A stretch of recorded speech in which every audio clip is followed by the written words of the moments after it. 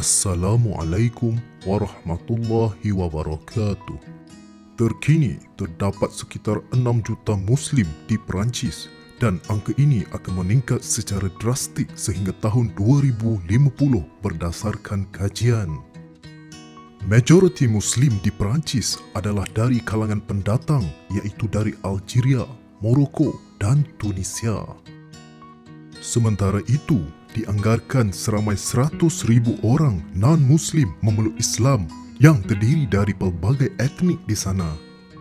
Beberapa laporan juga mengatakan bahawa jumlah sebenar non-Muslim yang baru memeluk Islam adalah sekitar 200,000 orang. Mengikut maklumat yang kami terima dari beberapa persatuan Muslim di sana, kira-kira 10 orang akan memeluk Islam setiap hari di Perancis. Ini bermakna purata sebanyak 3,600 orang setahun yang akan memeluk Islam. Masjid Sahaba di Paris sangat terkenal di kalangan mereka yang memeluk agama Islam. Setiap tahun, kira-kira 150 orang saudara dan saudari baru Muslim menyertai acara memeluk Islam yang dilaksanakan di masjid tersebut. Walaupun hakikatnya jumlah tahunan ini adalah sangat kecil di Perancis, tetapi angka ini telah meningkat 1 kali ganda dalam tempoh masa 30 tahun. Adalah sangat menakjubkan kerana jumlah ini meningkat setiap tahun walaupun anda semua tahu layanan kerajaan dan orang awam Perancis ke atas orang Islam di sana. Majoriti yang memeluk agama Islam di Perancis adalah lelaki muda yang berumur kurang dari 40 tahun.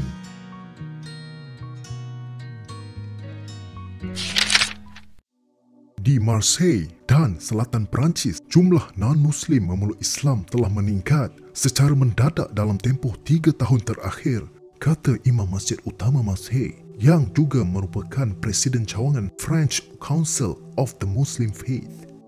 Beliau juga telah mendaftar lebih dari 130 sijil konversi pada tahun 2012. Tetapi angka tersebut semakin meningkat hingga ke hari ini. Isu tentang Islam seringkali diperdebatkan di Perancis dan ahli politik Perancis boleh mendapat perhatian dan sokongan rakyat dengan cara mengkritik Islam di sana.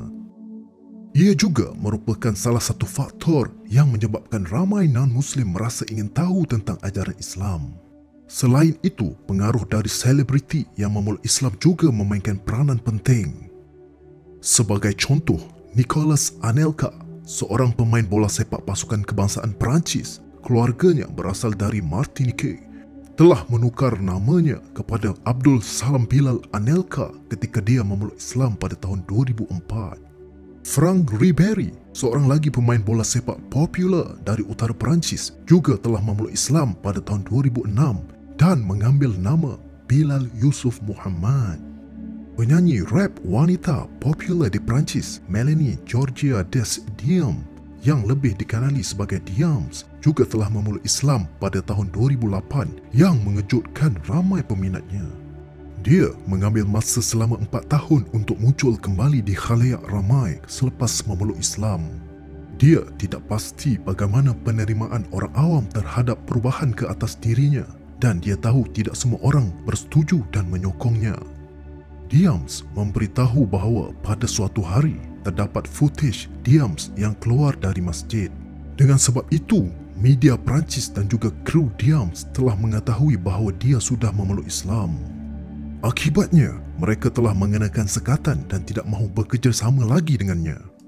Ada juga yang mengkritik Diams sebagai seorang yang berbahaya kepada peminat-peminat mudanya.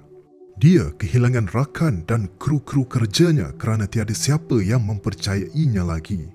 Bagi masyarakat Perancis, apabila seseorang gadis muda memeluk Islam, ramai mengatakan sama ada dia sudah didoktrin atau telah dipaksa oleh suaminya. Dia akan dianggap sebagai gadis yang tidak memiliki intelektual, gadis yang lemah dalam personaliti atau tidak mempunyai karakter. Islam bukan seperti agama yang lain.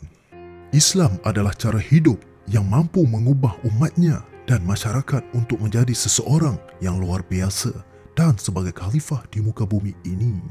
Sesiapa pun tidak dapat menghalang ajaran Islam dari berkembang dan menyentuh banyak hati manusia. Ia adalah agama fitrah dan sememangnya sudah disetkan oleh Allah dalam setiap diri manusia dari awal penciptaannya.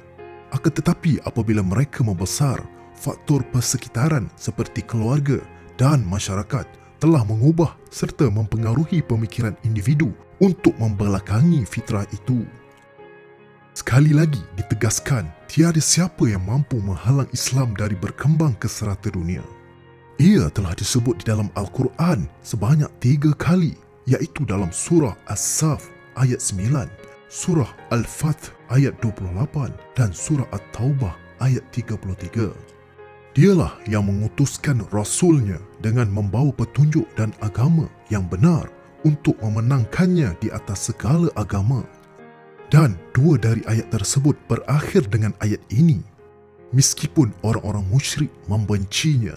Surah As-Saf ayat 9 dan surah At-Taubah ayat 33. Semoga Allah melindungi umat Islam di Perancis dan juga di seluruh dunia. Amin.